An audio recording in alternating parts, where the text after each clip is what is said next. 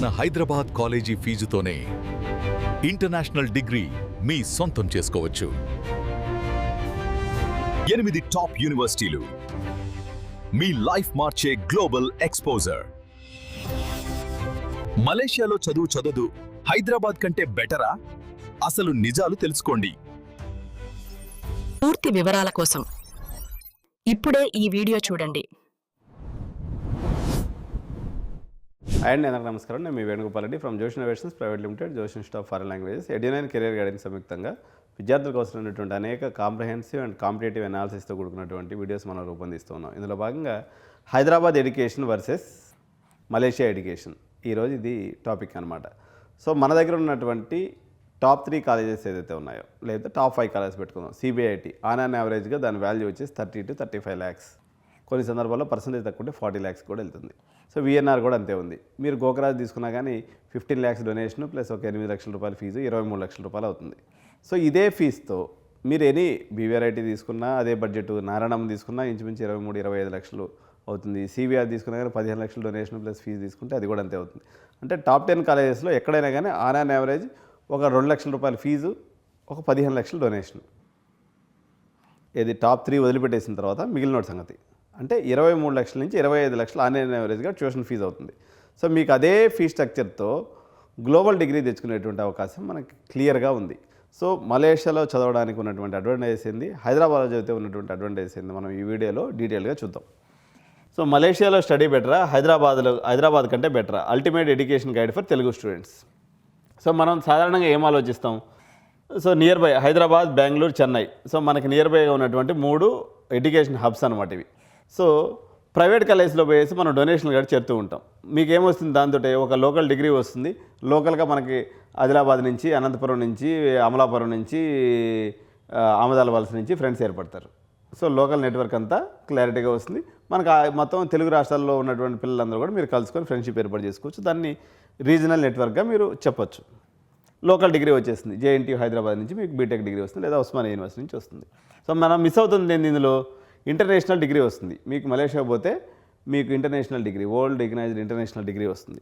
Global exposure వస్తుంది. మీ classmates, roommates అంతా ఒకటి సౌత్ కొరియన్ ఉంటాడు, ఒకటి చైనీస్ వాడు ఉంటాడు, ఒకటి జపాన్ వాడు ఉంటాడు, ఇంకోటి వచ్చేసి అమెరికా వాడు ఉంటాడు, ఇంకోటి వచ్చేసి మలేషియా వాడు ఉంటాడు, ఇంకోటి సింగపూర్ వాడు ఉంటాడు. ఇట్లా మల్టిపుల్ కంట్రీస్ సంబంధించినటువంటి పిల్లలతో మీకు గ్లోబల్ ఎక్స్పోజర్ విత్ 100+ నేషనాలిటీస్ ఉన్నటువంటి కాలేజెస్ అనమాట ఇవి. సో మరి ఏమైనా కాస్ట్ ఏమైనా ఎక్కువ పడుతుందా? సేమ్ లైక్ ఇండియన్ ప్రైవేట్ కాలేజ్లో ఎంత ఖర్చు అవుతుందో అంతే ఖర్చుతో మీరు మలేషియాలో చదివేసుకోవచ్చు అనమాట. సో పోనీ మనం ఏమైనా చాలా దూరంగా ఉన్నారా? ఇప్పుడు మీరు ఆదిలాబాద్ నుంచి హైదరాబాద్కి రావాలి, 4 గంటలో 3 గంటలో జర్నీ పడుతుంది. మీరు వైజాగ్ నుంచి హైదరాబాద్ చదువుకోవాలి. ఎందుకు అంత శ్రమ? మీకు వైజాగ్లో ఫ్లైట్ ఎక్కితే తిరగబోయి కౌలాలంపూర్లో దిగుతాయి. అదే 4 గంటలో మీరు మలేషియా వెళ్ళిపోవచ్చు. సేమ్ డబ్బులతో ఇంటర్నేషనల్ డిగ్రీ చదువుకోవచ్చు. ఈ తెలుగు ఒకటే కాకుండా ఇంగ్లీష్తో పాటు అనేక ఫారిన్ లాంగ్వేజ్లో మీరు బేసిక్ నాలెడ్జ్ సంపాదించుకోవచ్చు. ఇంగ్లీష్ అయితే పర్ఫెక్ట్గా వచ్చేస్తుంది. సో ఆటోమేటిక్గా ఇంగ్లీష్ పర్ఫెక్ట్ ఎవరికైతే వస్తుందో తెలుగు రాష్ట్రాల్లో కానీ లేకపోతే మనకి ఎక్కడ పోయినా జాబ్ అనేది గ్యారెంటీగా వస్తుంది. ప్రపంచ స్థాయి డిగ్రీలు. So top 8 universities for Telugu students. Prestige, tech, campus life, బడ్జెట్ని బట్టి మనం ఈ కేటగిరీస్ డిఫైన్ చేద్దామండి. సో ఫస్ట్ యూనివర్సిటీ వచ్చేసి budget university. So UOW Malaysia Glenmarie campus. So university of Wollongong, top ranked Australian university, identical degree to the main campus. Computing, game development, ఇంజనీరింగ్కి ఇది best university అనమాట. So next వచ్చేసి Monash university అండి. Wollongong university మీకు QS ranking తీసుకున్నప్పుడు around 180+ ఉంది, 180 ప్రపంచంలో దాని ర్యాంకు. సో మనకి టాప్ 10 ఇంజనీరింగ్ కాలేజ్ తీసుకుంటే నేషనల్ ర్యాంకింగ్లోనే లేవు, ఎన్ఐఆర్ఎఫ్లోనే సరిగా ఉండవు వీళ్ళు. ఇంక ఇంటర్నేషనల్ ర్యాంకింగ్ దాకా ఎక్కడ పోతారు? కానీ డబ్బులేమో సేమ్ అక్కడ పోతే. మళ్ళీ మొనాష్ యూనివర్సిటీ ఇది ప్రపంచంలోనే దీని యొక్క ర్యాంక్ 36. అంతేకాకుండా ఆస్ట్రేలియా లాంటి ఎడ్యుకేషన్ బిజినెస్ ఎక్స్పోర్ట్ చేసే దేశంలో ఇది టాప్ 4th పొజిషన్లో ఉంది.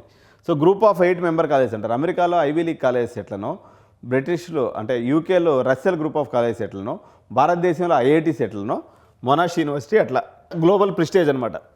So it's a group of 8 member college, global prestige, high and engineering సంబంధించినటువంటిది. ఇక్కడ ఇంటర్న్షిప్స్ కూడా చాలా భారీ ఎత్తున వస్తూ ఉంటాయి. సో ఇంకోటి ఏసియా పసిఫిక్ యూనివర్సిటీ.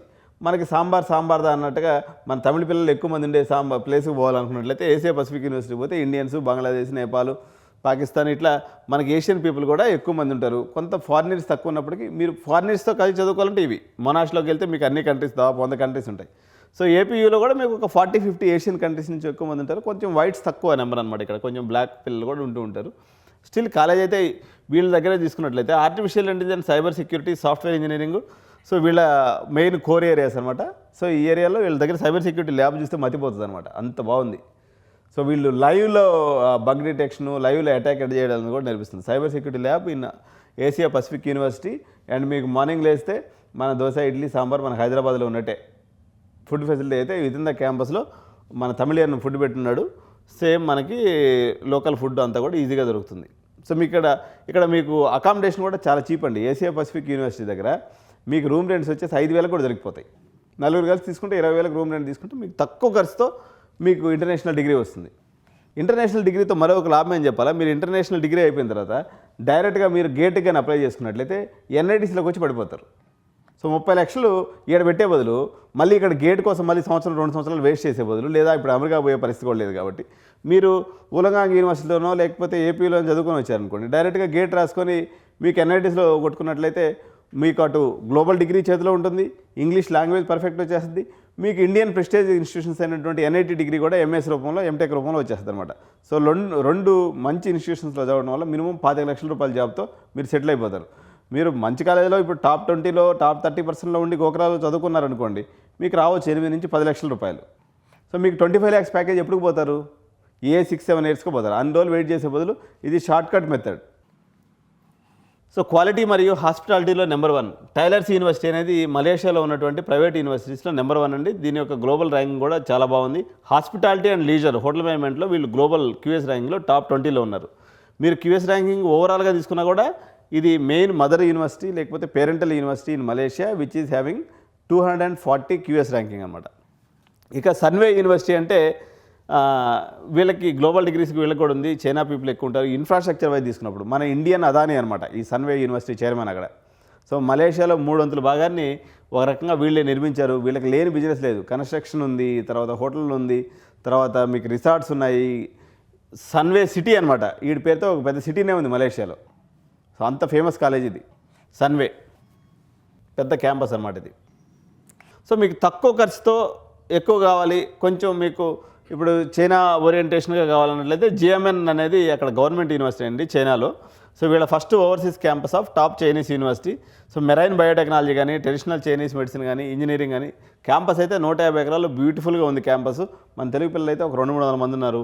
మీకు బడ్జెట్ కూడా మొత్తం 30 లక్షలతో కలిపి హాస్టల్తో కలిపి మొత్తం అయిపోద్ది. మంచి పర్సంటేజ్ ఉంటే వీళ్ళకి ఫస్ట్ ఇయర్లో ఫీజు 0 ఫీజు అనమాట, ట్యూషన్ ఫీజు కూడా ఉండదు. అది కూడా ఒక లాజిక్ ఉంది. వెరాజ్ GMN యూనివర్సిటీకి సంబంధించినటువంటి లాజిక్ అనమాట. దీనికి సంబంధించిన అడ్మిషన్ కూడా మనం చేసి పెడతాం. తర్వాత దాని పక్కనే మిలా యూనివర్సిటీ ఉంది. మిలా యూనివర్సిటీ యాక్చువల్గా మణిపాల్ గ్రూప్ వాళ్ళది, టేకన్ ఓవర్ బై చైనీస్ ఒక బిగ్ జైంట్ అనమాట. అంటే ఇక్కడ ఇన్ఫ్రాస్ట్రక్చర్ గురించి ఇప్పుడు ప్రజెంట్ వచ్చేసి ఒక 7 lakhs square feet ఇన్ఫ్రాస్ట్రక్చర్ ఉంది. ఇప్పుడు ఎంత ఇన్ఫ్రాస్ట్రక్చర్కి పెంచుతున్నారు అన్నట్లయితే 70 లక్షల స్క్వేర్ ఫీట్కి ఇన్ఫ్రాస్ట్రక్చర్ పెంచుతున్నారండి. వీళ్ళు ఫ్యాకల్టీ ఉండడానికి ఏదైతే భవనాలు కట్టిస్తున్నారో 10 నుంచి 12 అంతస్తుల భవనాలు, లగ్జూరియస్ ఫ్లాట్స్ ఫర్ ఫ్యాకల్టీ అనమాట. అలాంటి ఒక పెద్ద టౌన్షిప్నే కడుతున్నాడు వీడు.